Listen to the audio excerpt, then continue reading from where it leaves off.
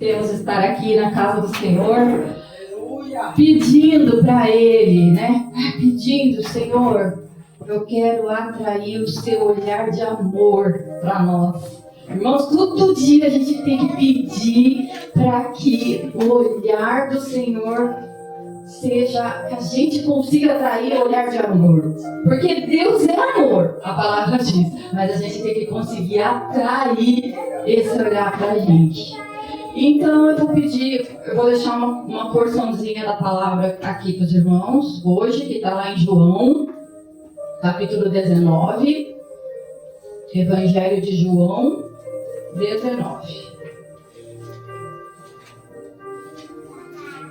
Eu não sabia que eu ia ter uma oportunidade hoje, porque eu ando falando demais nessa igreja. Quinta-feira, me deram 15 minutos. Quando eu cheguei em casa, eu fui passar o culto pro YouTube, tinha 23 minutos. Eu falei, não é possível. Eu controlei o tempo direitinho pelo relógio. Cheguei em casa, pastor, 23. Só que depois eu contabilizei. Só o tempo do pastor achar a música foram 5 minutos. Tá? Só para achar a música, para conseguir colocar o botão da música. Já é um pouco de desculpa. Vamos lá. No capítulo 19 do Evangelho de João, a partir do verso 38, eu vou ler para os irmãos até o 42, do 38 ao 42. Amém? Posso ler? Posso ler? Diz assim a palavra linda, rica, perfeita do Senhor. Depois disso, José de Arimateia, que era discípulo de Jesus, mas em oculto, por temer os judeus, pediu a Pilatos que lhe permitisse tirar o corpo de Jesus. Com a permissão de Pilatos, ele foi, tirou o corpo da cruz e o levou. Foi também Nicodemos, aquele que anteriormente se dirigia de noite a Jesus, levando quase 100 libras de uma mistura de mirra e aloés. Tomaram o corpo de Jesus e o envolveram em lençóis de linho com as especiarias, como os judeus costumam fazer na preparação para o sepultamento. No lugar em que Jesus foi crucificado, havia um jardim, e no jardim um sepulcro novo, no qual ainda ninguém havia sido posto, porque o sepulcro ficava perto, e por causa da preparação dos judeus, puseram ali o corpo de Jesus. Quem diz amém por essa palavra? Amém, glória a Deus.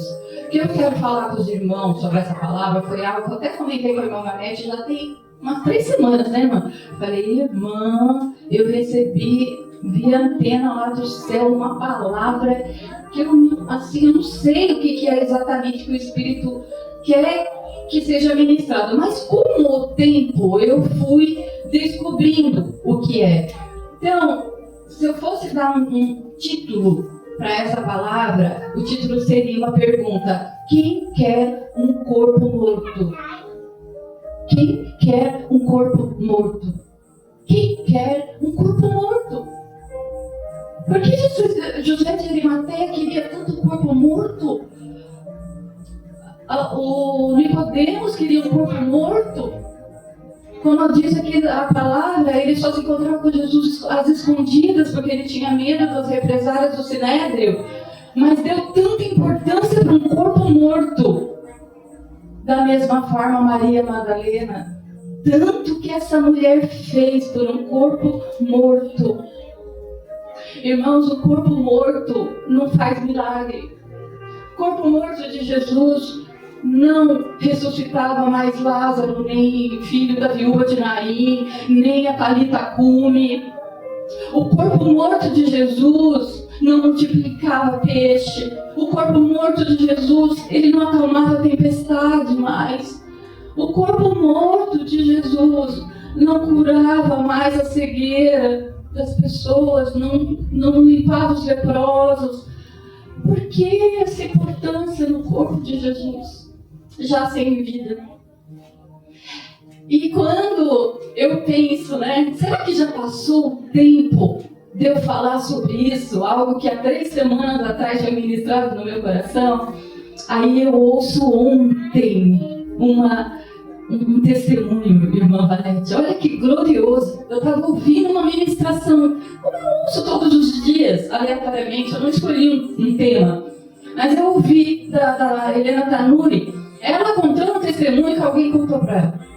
O testemunho era o seguinte: alguém que era daquela religião do tambor, é melhor a gente não falar, né? Todo mundo entendeu. E essa pessoa precisava fazer um trabalho que incluía um cadáver. Ele precisava ir no cemitério, ele pagou para o coveiro desenterrar um corpo que tinha, 2 dias só que estava sepultado. Só que quando ele chegou lá, esse rapaz que se converteu depois para Jesus, tá? Quando ele chegou no cemitério, o Exu lá, eu não sei como é que fala, o negócio, o guia, né? O guia espiritual dele falou assim: esse cadáver não serve. Pula esse não serve. E aí, esse homem quis saber. Ele falou: mas por quê? Não é qualquer um? Não basta estar morto e não ser de muitos dias? Não. Esse aí eu não posso tocar. Esse aí, o demônio falou pro rapaz: esse aí eu não posso tocar. Um corpo morto, tá? Aí eu vou falar para vocês: este homem saiu dessa situação, deve ter feito lá com outro corpo, sei lá. Mas aquilo ficou no coração dele. E ficou na mente dele. Ele falou: por que aquela? Por que aquele não? Por que aquele não? Por que aquele não? Aí ele voltou no cemitério para ver a plaquinha que estava escrito o nome da pessoa. Era uma missionária de Jesus. Era uma missionária. Ele foi pesquisar a vida dessa mulher, uma mulher de Deus, uma mulher do coque, uma mulher honrada perante a sociedade, que ele perguntava para as pessoas: mas quem foi ela? Quem foi ela? E as pessoas falavam assim: uma mulher de Deus, uma mulher que punha a mão na cabeça dos doentes, os doentes eram curados, completamente usada por Deus do céu. E esse homem veio a se converter. E eu quero falar para os irmãos que quem acha que um corpo morto não tem poder, esta mulher, mesmo morta, missionária, a vida dela fez com que aquele homem se convertesse para Jesus. Mesmo morto. Eu vou falar para os irmãos: a palavra de Deus fala que o inimigo não tem poder de nos tocar. Ele não tem. Está lá em João capítulo 5, um dia desses eu preguei sobre isso aqui. Ele não tem poder de nos tocar. E isso vale até depois que a gente morrer. Até o corpo morto, Jesus guarda, é dele. Porque na palavra de Deus fala que quando ele voltar na segunda vinda, a gente vai ser ressuscitado, quem já morreu. Então ele vai preservar o corpo morto. Mesmo que tenha só os ossinhos, mesmo que a pessoa morreu afogada lá no mar, vai sair do mar andando, ressuscitado no corpo, glorificando. Porque a palavra de Deus diz que é assim. E se a palavra de Deus diz, é porque é assim. Aleluia. Eu achei muito lindo esse testemunho aí, irmã Valete, que eu entendi o porquê que eu tinha que um dia falar sobre isso. E era nesse tempo, era no dia de hoje, era no dia 26 de outubro de 2025. Não era no dia 25, no dia 20, no dia 15, no dia 10, não. Sabe? Porque tudo tem o seu tempo. Olha só que preciosidade isso daqui que eu quero passar para vocês. Olha só. No 41, no lugar em que Jesus foi crucificado havia um jardim, e o jardim era um sepulcro novo, no qual ainda ninguém havia sido posto. Eu quero falar para os irmãos: esse sepulcro pertencia à família de José de Arimateia. E José de Arimateia, como Nicodemos, eram bem mais velhos do que Jesus. Isso significa que esse sepulcro já devia estar comprado há muitos anos, antes até de Jesus nascer. Deus já tinha preparado o sepulcro aonde seria colocado Jesus, e esse sepulcro seria novo.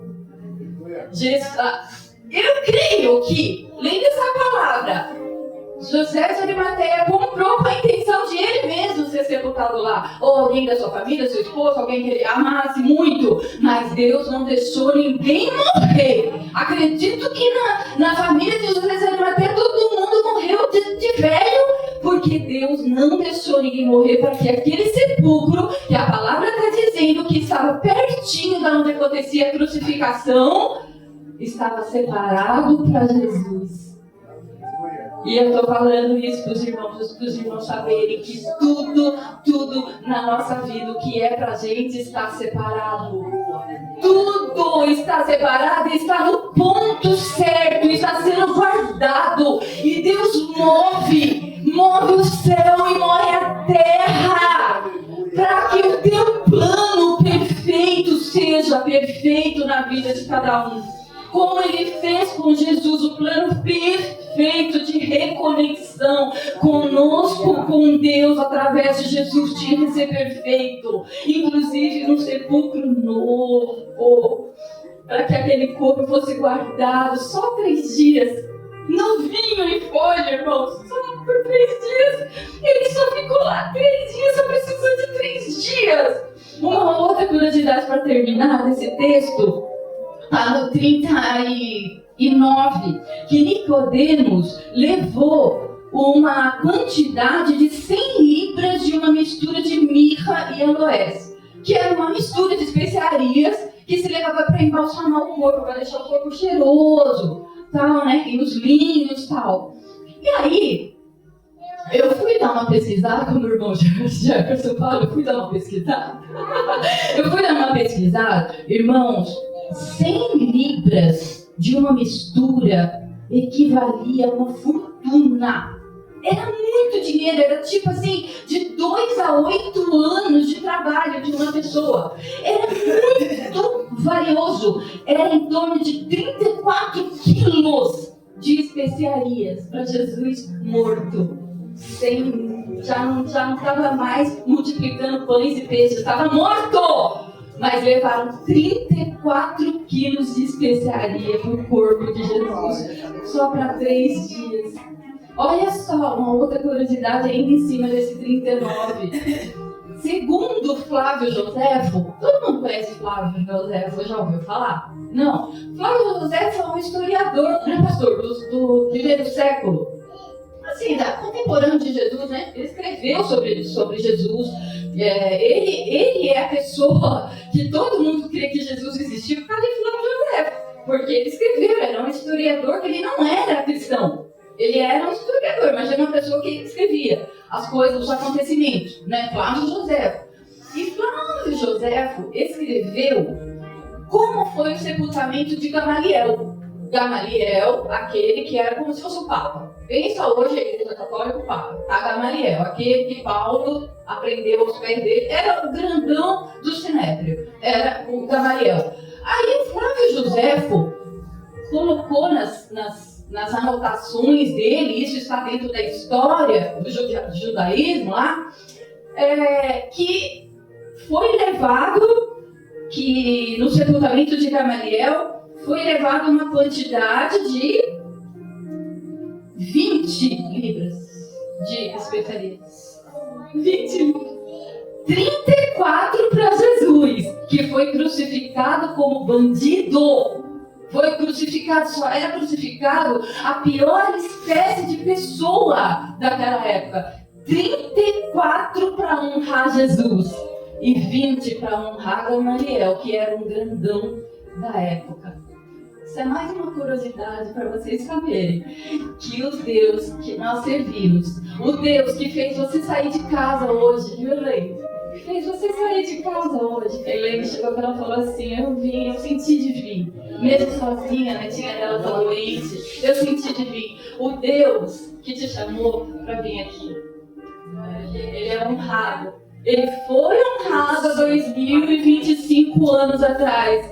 Você está aqui, nós estamos aqui honrando Ele, Ele continuará sendo honrado, porque Ele é o Rei dos Reis, o Senhor dos Senhores, e a palavra dele mesmo diz que um dia todo joelho se dobrará, e toda língua confessará que Ele é o Senhor, e nós já podemos agradecer a partir de hoje, porque nós já sabemos que Ele é o Senhor dos Senhores, que o governo dele está sobre todo o governo. Nós não precisamos esperar nada, porque nós já recebemos esse presente do céu.